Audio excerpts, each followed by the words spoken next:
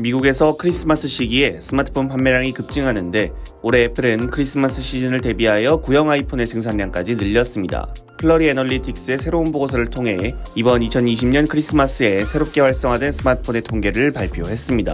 1위부터 9위까지 아이폰이 기록했고 1위는 아이폰 11, 9위는 아이폰 8입니다. 의외로 4위인 아이폰 12보다 아이폰 12 프로 맥스가 높아 3위를 차지했고 아이폰 12 프로는 아이폰 8 시리즈보다 앞선 7위를 기록했습니다. 유일하게 이번 아이폰 12 시리즈에서 아이폰 12 미니만 순위권에 들지 못했습니다. 새로운 아이폰이 출시할 때마다 가격이 저렴해지고 있는 구형 아이폰들이 잘 팔리고 있고 작은 크기의 스마트폰보다는 큰 디스플레이를 가진 스마트폰을 더 선호하는 것을 확인할 수 있습니다.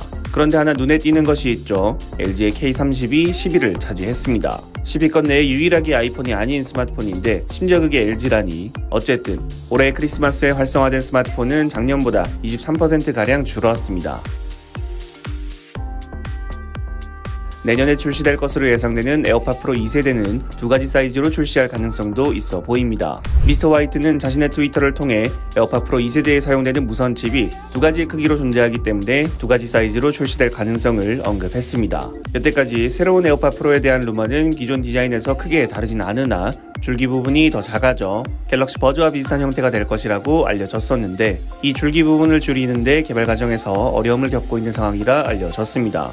단순히 개발 과정에서 나온 시료일지 아니면 정말 두 가지 사이즈로 나오는 것일지 주목해야겠습니다.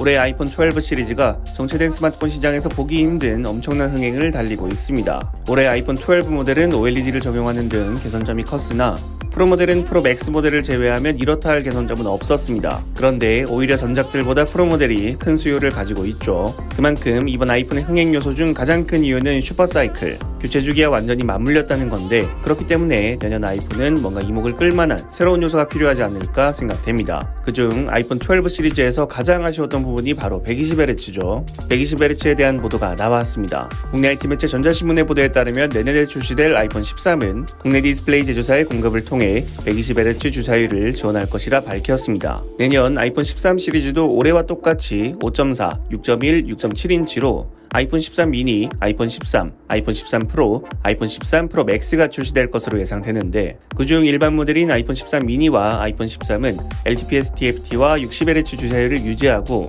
고급형 모델인 아이폰 13 프로와 아이폰 14 프로 맥스 모델에 LTPO TFT와 120Hz 주사율을 적용할 것이라 밝혔습니다. 아이폰 12 프로 모델의 개발 프로토타입에는 120Hz 주사율 옵션이 존재했으나 실제 출시 제품에서 탈락된 이유는 아무래도 배터리 타임이 아닐까 예상이 되죠. LTPO로 개선이 되면 고주사율에서도 구동 전력이 낮아지기 때문에 12 프로에서 나타난 배터리 타임 문제에서 벗어날 수 있지 않을까 생각됩니다. 올해는 일반 모델이 가벼워진 무게 때문에 오히려 더 좋지 않나 생각이 들 정도로 일반 모델과 프로 모델의 급 차이가 거의 존재하지 않았습니다. 내년 아이폰 13 시리즈는 디스플레이로 일반 모델과 프로 모델의 차이를 키우는 건데 조금 걱정이 되는 거라면 LTPO 적용으로 인한 디스플레이 단가 상승입니다. 국내의 디스플레이 관련 제조사에게는 좋은 실적을 기대해 볼 수 있는 부분인데 반대로 생각하면 이 단가 상승이 소비자가에도 영향을 미칠 가능성이 있지 않을까 걱정됩니다. 여러분들이 생각하시는 에어팟 프로 2세대와 아이폰 13에 대해서 댓글을 남겨주시면 감사드리겠습니다.